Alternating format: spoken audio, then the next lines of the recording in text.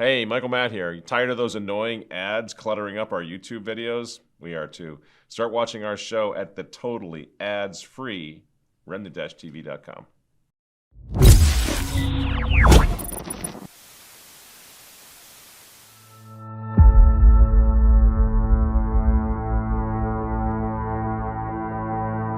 Because we gotta save those Ukrainians, right?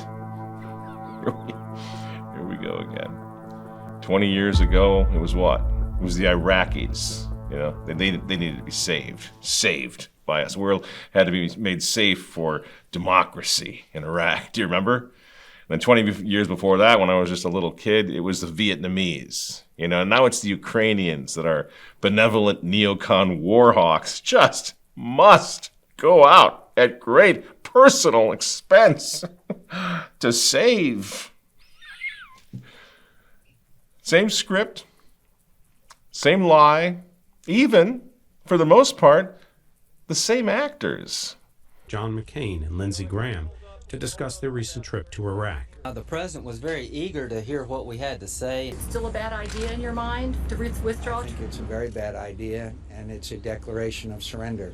See that? You hear that? The same intensity that we're hearing now about Ukraine. Remind me once again, because it's a little cloudy for me. What exactly did our country gain from the invasion of Iraq? Anybody know? Oh, that's right.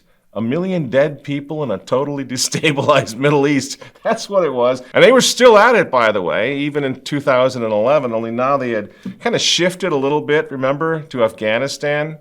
I go about every 2 or 3 months to Afghanistan. Used to do the same in Iraq. President Obama's decision to send 30,000 troops into Afghanistan, I think, was correct. But thank God we went into Afghanistan, because otherwise the world would never have been able to do the thing and everything. And these guys, you know, they would have been shooting tin cans out in the desert still. Pictures here from inside the presidential palace. What you are looking at right now is Taliban fighters inside the presidential palace. So that's how our noble war to save democracy, that's how it ended in Afghanistan. So naturally, they needed to find someplace else. And do you know where they went? Ukraine. All of us will go back to Washington and we will push the case against Russia. We will do everything we can to provide you with what you need to win. And these guys, these same actors, are still at it today. So we need to do 2 things quickly. Make Russia a state sponsor of terrorism under U.S. law, which would make it harder for China to give weapons to Russia. And we need to start training Ukrainian pilots on the F-16 now. I know one of the things the Allies have worried about is that it could provoke Russia. I'm not worried about provoking Putin. I want to beat him. Says the guy who declared war on Vladimir Putin in the first place. Our fight is not with the Russian people, but with Putin. Our promise to you is to take your cause to Washington and make the case against Putin to the world. Do you begin to see how dangerous the situation is? And we don't have a fully cerebrally functioning president to do anything but comply with everything he's ordered to do? The brave Biden, who's over there in Ukraine just this week, doing a cameo in one of Mr. Green Tea's propaganda flicks.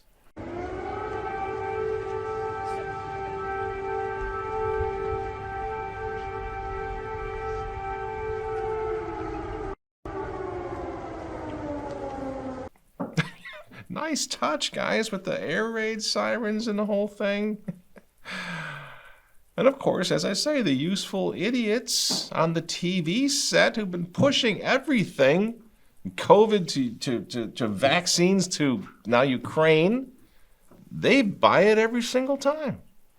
To find a day of this kind of presidential bravery in a war zone, you've got to go all the way back to 1864, July, when Abraham Lincoln, as president, went to see Confederate soldiers who were firing on Washington, D.C. That's what presidential bravery in wartime is.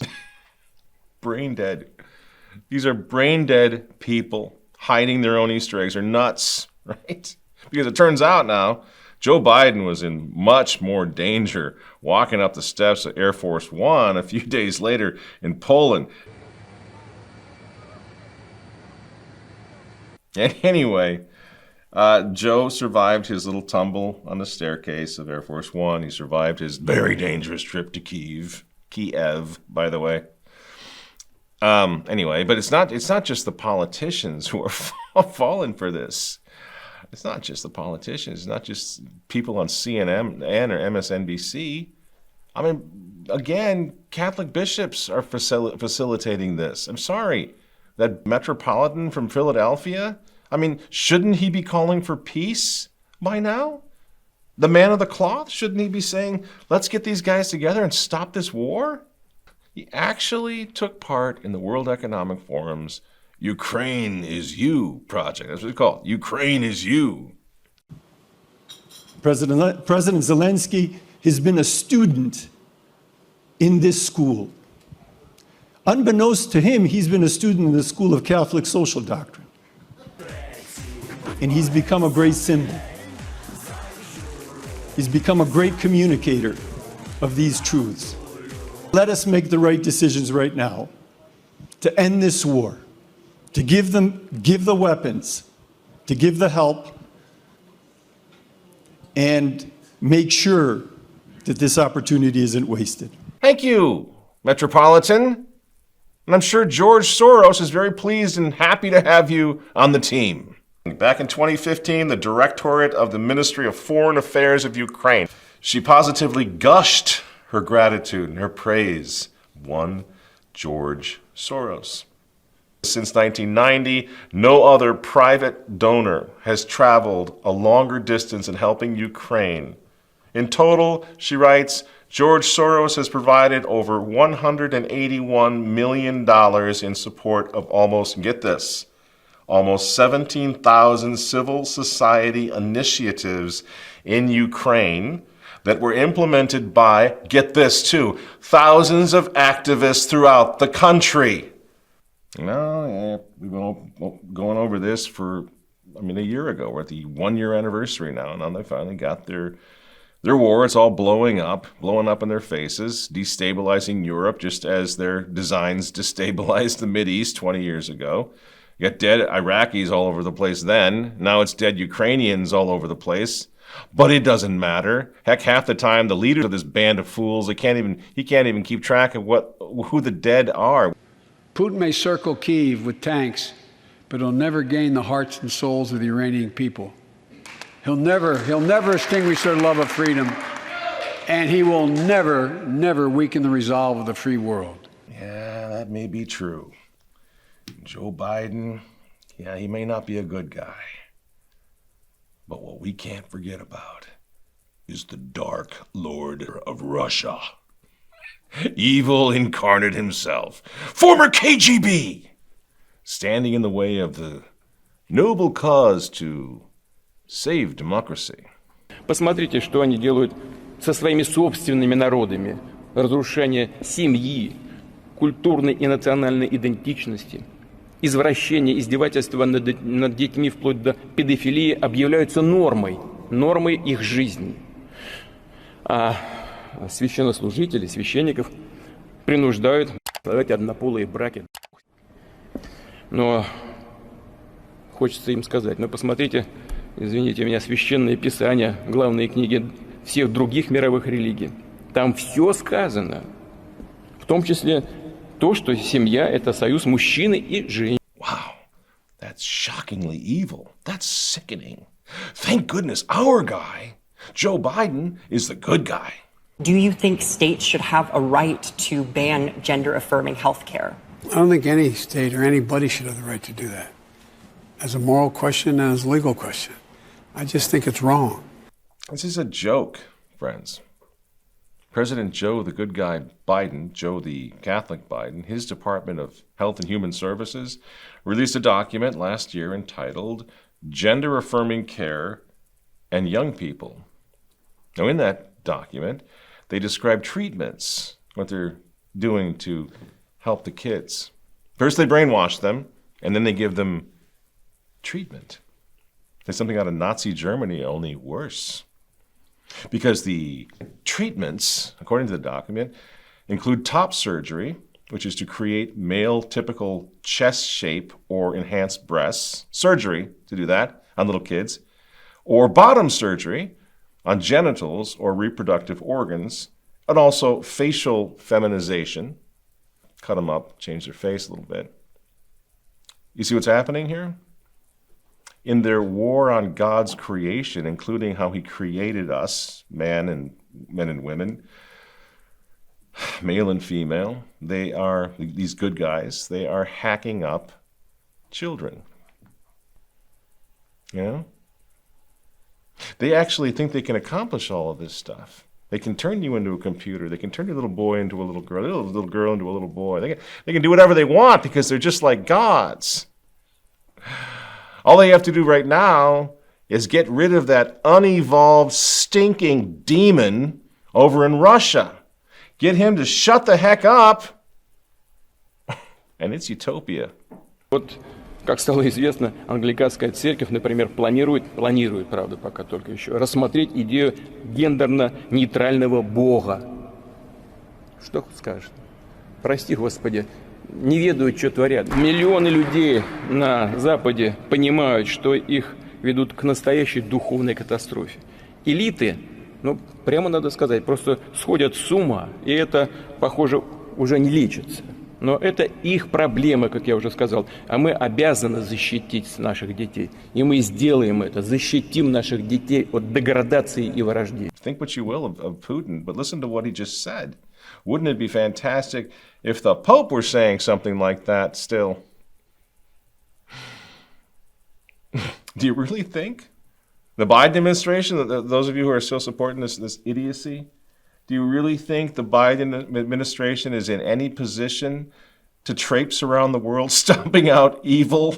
Do you really, seriously believe that? Here's one of Biden's top officials, a guy named Rachel. Gender-affirming care is life-saving, medically necessary, age-appropriate, and a critical tool for healthcare providers. People say, yeah, well, man, Ukrainians are dying over there. Yeah, they're dying over there. Ukrainians are dying because Team Biden is going to fight for as long as it takes, says that stammering, yammering old fool. No talk of negotiating for peace. Not now, not ever. Why? Because this is a war we want, just like Iraq was a war we wanted. We fought for this war. And tell me, what do you think Vladimir Putin is supposed to do now that Joe Biden has declared war on him under a false Ukrainian flag? What's he supposed to do? Just wait until Biden starts launching missiles in Moscow? We've committed nearly 700 tanks and thousands of armored vehicles, 1,000 artillery systems, more than 2 million rounds of artillery ammunition, more than 50 advanced launch rocket systems, anti-ship and air defense systems, all to defend Ukraine, and that doesn't count the other $500 million we're announcing with you today and tomorrow.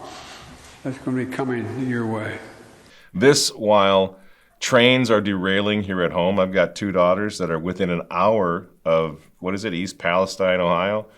Lots of bad things are happening there. We're all extremely concerned, not only for those people, but now specifically for our own daughters, what's happening there while Biden is in Ukraine playing war games with Mr. Green Tea. In this, the most tightly scripted, most completely dishonest war in history.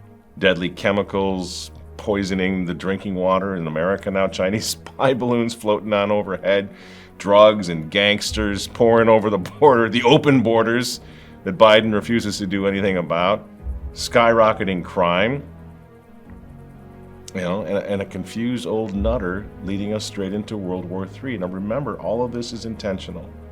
All of this is on purpose. They are taking our country out because they need equity and inclusion. No powerful countries left. Just a one world government that's going to take care of everybody in the same way. You see? They have to get rid of the United States of America. world's falling apart because they're dismantling, and you can't count on the police to protect you anymore. They're defunding the police.